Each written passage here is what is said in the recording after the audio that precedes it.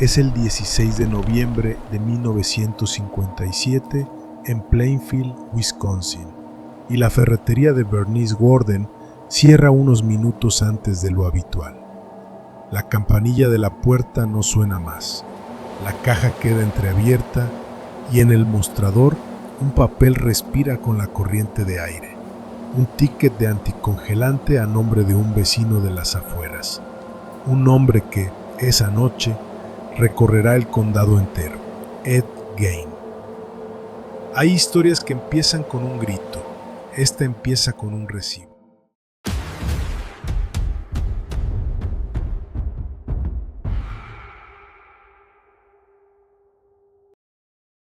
En un rincón remoto de Wisconsin, un granero silencioso ocultó durante años un secreto que la comunidad no pudo imaginar. La desaparición de una tendera local destapó una historia que inspiraría a Psycho, The Texas Chainsaw Massacre y The Silence of the Lambs. Este es el caso de Ed Gein, el llamado carnicero de Plainfield, y la investigación que difuminó la línea entre horror real y ficción. Edward Taylor Gein nació en 1906. Su niñez transcurrió en una granja aislada, bajo la sombra de Augusta, dominante, rígidamente religiosa, obsesionada con la pureza y el pecado. Su padre, George, luchaba con el alcohol. Su hermano Henry murió en 1944 tras un incendio en el campo, en circunstancias discutidas. La granja se volvió un mundo propio.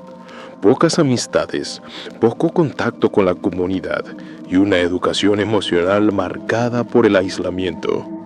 Cuando su madre falleció en 1945, Ed quedó solo en la propiedad.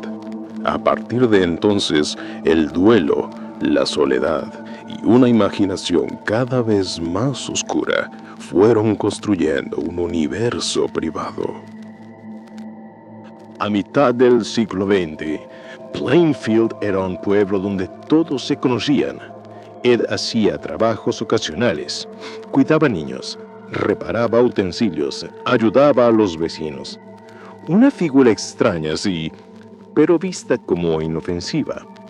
Nadie imaginaba que la granja, con ventanas tapadas y cuartos clausurados, escondía un mundo secreto. En 1954, Mary Hogan, dueña de un bar local, desapareció sin dejar rastro. En las afueras de Plainfield, donde los árboles susurran secretos al viento y las carreteras se pierden entre la niebla, existía una taberna solitaria llamada Hogan. Era un lugar humilde, de luces tenues y risas apagadas, regentado por una mujer de mirada firme y sonrisa fácil, Mary Hogan. Nadie supo con certeza qué ocurrió aquella noche en que desapareció. Solo quedó el eco de su ausencia, el silencio abrupto tras el cierre del local y una puerta entreabierta que crujía con cada ráfaga de viento. Lo que vino después fue peor que cualquier rumor. En una granja aislada, entre campos yermos y paredes que parecían absorber los gritos, Ed Gein tejía su macabra leyenda. Mary no solo fue secuestrada, fue baleada, despojada de su humanidad y luego desmayada como si su cuerpo fuera solo materia inerte. Las autoridades buscaron, interrogaron, escudriñaron sombras, pero en aquellos años la ciencia forense apenas balbuceaba. Sin pruebas contundentes, sin testigos, el caso se fue deshilachando, enterrado bajo el polvo del tiempo y la indiferencia.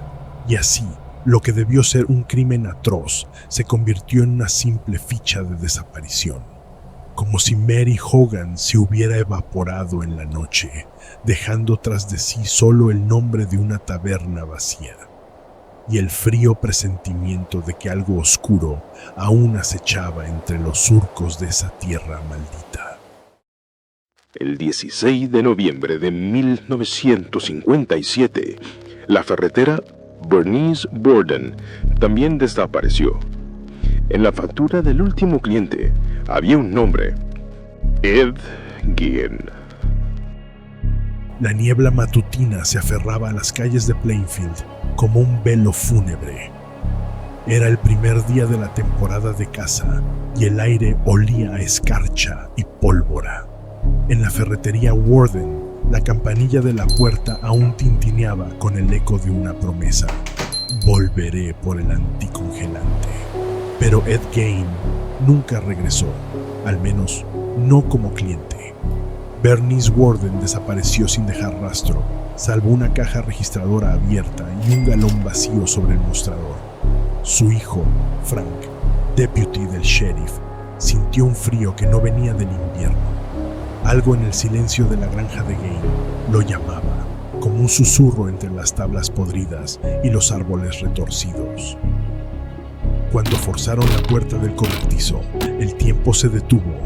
Allí colgaba Bernice, desnuda de piel y dignidad, su cabeza ausente, su cuerpo convertido en trofeo de un ritual que nadie entendía. Pero eso era solo el comienzo. En la casa, los muros parecían respirar.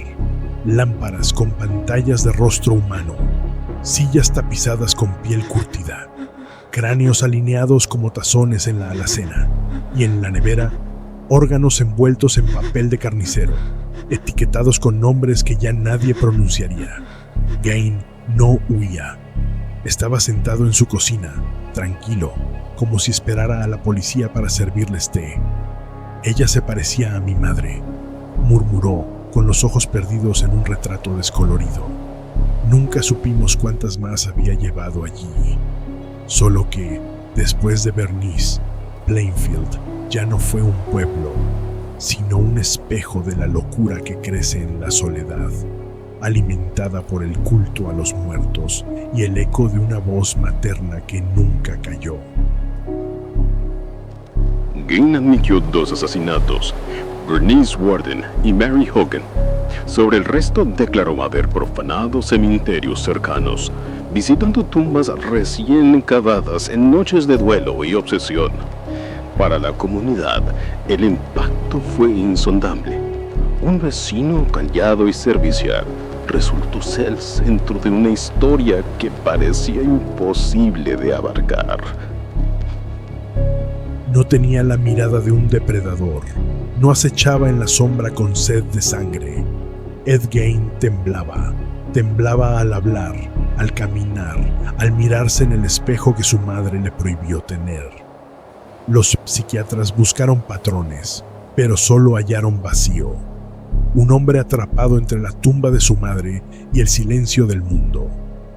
No mataba por placer, mataba por compañía.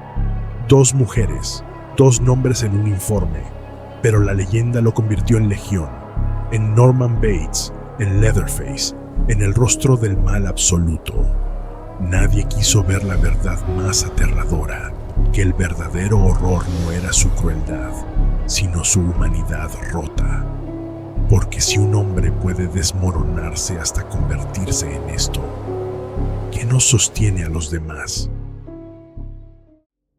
Cuando los agentes entraron a la granja, el aire olía a humedad y silencio antiguo.